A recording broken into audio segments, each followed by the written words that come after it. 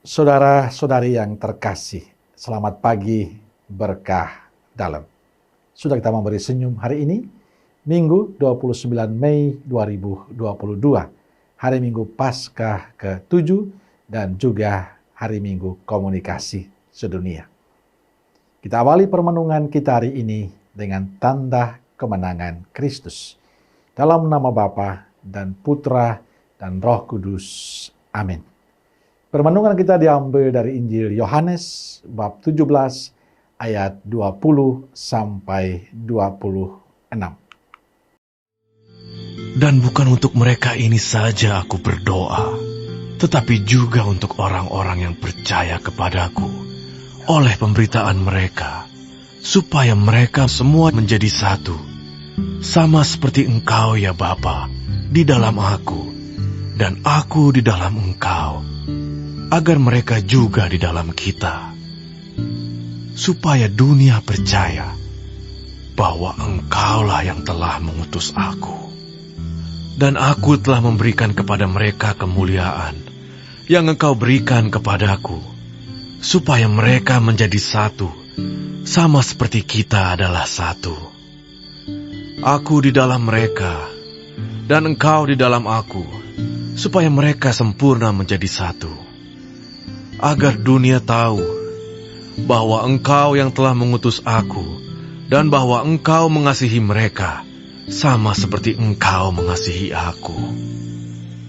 Ya Bapa, aku mau supaya dimanapun aku berada, mereka juga berada bersama-sama dengan aku.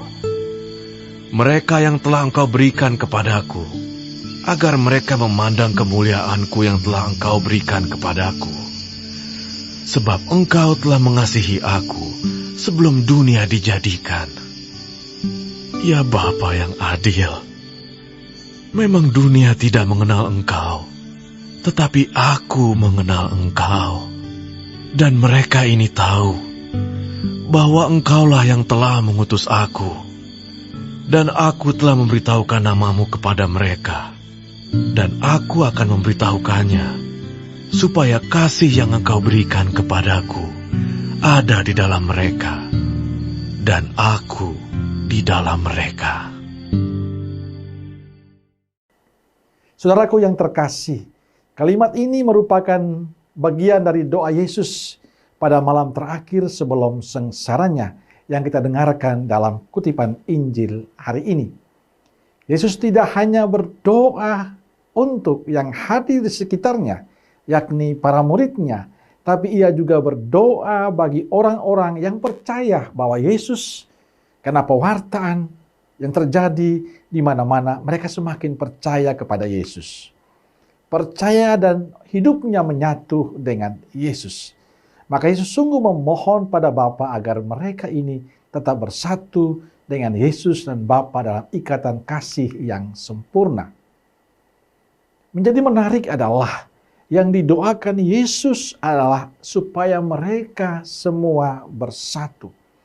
Yesus ingin para muridnya dan semua orang yang percaya kepadanya memiliki hati, pikiran yang sama, membangun kesatuan dalam kehidupan ini. Tapi pertanyaannya adalah kesatuan macam apa yang didoakan oleh Yesus? Ingat, bukan kesatuan administrasi, bukan kesatuan gerejawi, tapi kesatuan hubungan pribadi yang intim. Ada relasi yang begitu terjalin dengan baik. Ada relasi yang dekat antara satu dengan yang lain. Kesatuan yang didasari oleh kasih dan ketaatan. Dan inilah yang didoakan oleh Yesus, supaya orang saling mengasihi satu sama lain seperti Yesus dengan Bapanya. Saudaraku terkasih, doa Yesus ini seperti yang saya katakan tidak hanya ditujukan kepada para murid, tapi untuk kita semua, Anda dan saya, supaya kita semua bersatu dalam keluarga kita, dalam komunitas kita, dalam kehidupan bersama kita dengan yang lain. Dan kesatuan yang didambakan oleh Yesus adalah kesatuan dalam kasih dan ketaatan. Dan itu dibangun oleh Yesus dengan Bapanya. Bahwa kita membangun kehidupan seperti apa yang dibangun oleh Yesus dengan Bapanya dalam kasih dan ketaatan. Kita harus akui bahwa kita cenderung mengkotak-kotakan relasi kita satu sama lain. Kita lebih senang memisahkan diri dari sesama yang lain. Akibatnya kita tidak mengalami kebersamaan. Maka Yesus mengajak kita untuk membangun kesatuan. Ia tahu akan kelemahan manusiawi kita yang sangat egois, yang sering mementingkan diri, maka ia mendoakan kita supaya selalu bersatu. Saudaraku yang terkasih, hari ini juga gereja merayakan Hari Komunikasi Sedunia. Paus dalam pesannya mengatakan, mendengarkan dengan telinga hati. Dan inilah persoalan yang paling mendasar bagi kita. Karena kita sulit untuk mendengarkan orang lain. Sulit untuk menghargai orang lain. Kadang kita lebih cenderung menuntut orang lain untuk mendengarkan kita. Tapi kita sulit untuk meluangkan waktu kita mendengarkan orang lain. Baik dalam keluarga, dalam komunitas. Inilah kesulitan bagi kita. Maka Paus mengajak kita di Hari Komunikasi Sedunia ini, belajarlah untuk mendengar tidak hanya dengan telinga kita, tapi juga dengan hati.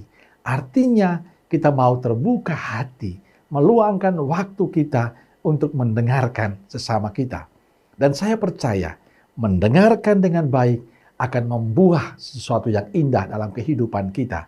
Dalam kehidupan keluarga, dalam kehidupan komunitas, kita butuh waktu, butuh kesempatan untuk mendengarkan teman-teman kita, pasangan kita, rekan sekomunitas kita. Dan percaya, mendengarkan dengan baik dan dengan hati akan memberikan semangat baru, membangun relasi yang bagus satu sama lain. Maka doa Yesus supaya kita bersatu, salah satu yang harus kita bangun adalah belajar untuk mendengarkan dengan hati. Amin. Semoga Allah yang Maha Kasih memberkati saudaraku sekalian, Bapa, Putra, dan Roh Kudus. Amin. Roh Kudus Nazaret, doakanlah kami. Amin. Berkah dalam.